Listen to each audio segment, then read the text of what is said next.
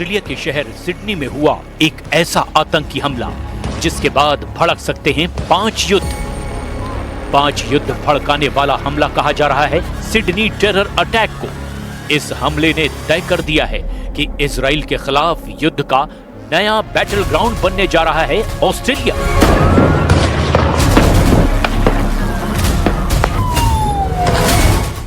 अक्टूबर 2023 को इजराइल पर हमास के हमले के बाद अब ठीक 2 साल बाद 14 दिसंबर 2025 को यहूदी लोगों को टारगेट पर लेकर किया गया सबसे बड़ा हमला है। गाजा, लेबनान, यमन और ईरान पर हमले कर चुके नेतन्याहू के सामने अब एक और फ्लैश पॉइंट तैयार हो चुका है जिसका नाम है ऑस्ट्रेलिया।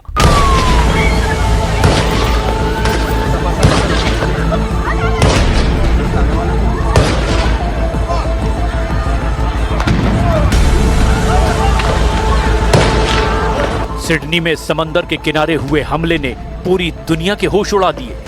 सिडनी में क्या हुआ जरा बहुत गौर से समझिए, क्योंकि 14 दिसंबर को इस हमले के बाद कई मोर्चे बदल सकते हैं, कई मोर्चे खड़े हो सकते हैं और कई मोर्चे शुरू होने से पहले तबाह किए जाएंगे, इसकी भी पूरी गारंटी है। पूर्वी ऑस्ट्रेलिया में सिडनी में हमला होता है।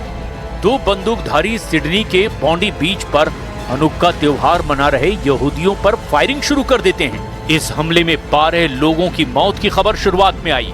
इसमें एक हमलावर भी शामिल है। इस हमले में 29 लोग घायल हुए। पुलिस ने काउंटर अटैक किया जिसमें दोनों हमलावरों को गोली लगी।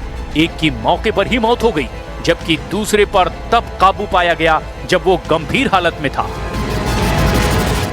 As a family at a bar mitzvah for a relative, and it started at 6:30, and at about 6:40 people started screaming, telling us to run inside. So we ran into behind the kitchen and we were just hiding in a room, and there were lots of children there. Their parents weren't there because this was a kids party basically, and lots of kids crying. It was really horrible. How many shots do you think were ringing out? Oh, 50, 60. It just didn't stop for it seemed like 20 minutes. ताबड़तोड़ firing चल रही थी। दोनों आतंकी लगातार firing कर रहे थे। हमले के बहुत से वीडियो आए हैं। ये सबसे डराने वाला है जब दोनों हमलावर आतंकी इरादों के साथ गोलियां बरसा रहे थे। इनमें से एक तब गोली लगने से घायल हो चुका था, जबकि दूसरा छुप छुप कर गोली चला रहा था। उसके पास एक ऑटोमेटिक गन थी। ड्रोन से रिकॉर्ड किया गया ये वीडियो साफ साफ दिखा रहा है कि भीड़ पर गोली चलाते वक्त ये जैसे टारगेट प्रैक्टिस कर रहे थे। इनमें से हमलावर की पहचान नवीद अकरम के तौर पर हुई है। उसका ड्राइविंग लाइसेंस भी मिला है। इसी से उसके बारे में पता चल पाया। Two active shooters who were down here in Bondi. I was just around the corner. I saw people running past, and you know, initially you just think, oh, it's a beautiful day down at the beach. You sort of think that people are just having a good time, and then more people ran past and said, "There's a shooter. There's a mass shooting, and they're killing people." And I heard the gunshots, and you know, I mean, it's just behind me.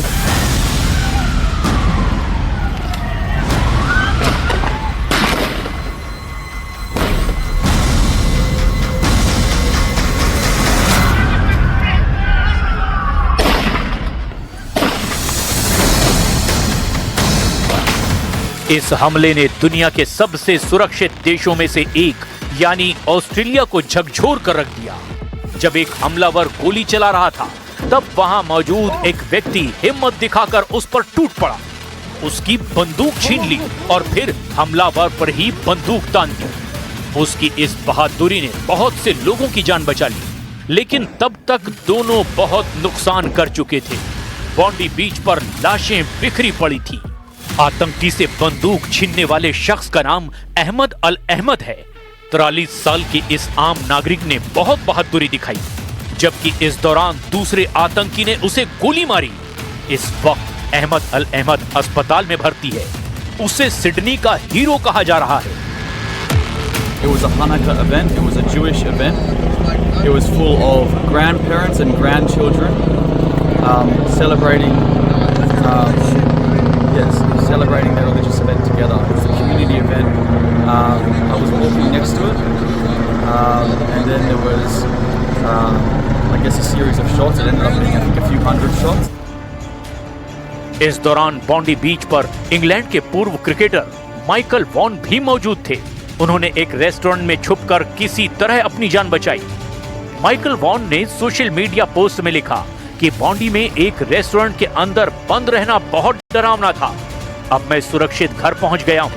आतंकियों का सामना करने वाले emergency staff का बहुत बहुत धन्यवाद। इस घटना से प्रभावित सभी लोगों के साथ मेरी संवेदनाएं हैं।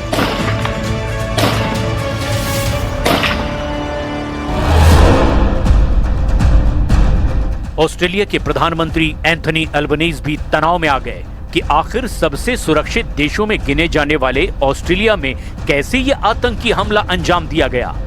इस वीडियो में देखा जा सकता है कि कैसे दो आतंकियों ने ऑस्ट्रेलिया के सबसे मशहूर समुद्री किनारों में से एक बॉन्डी बीच पर ताबड़तोड़ फायरिंग करके बहुत ही डराने वाले आतंकी हमले को अंजाम दिया।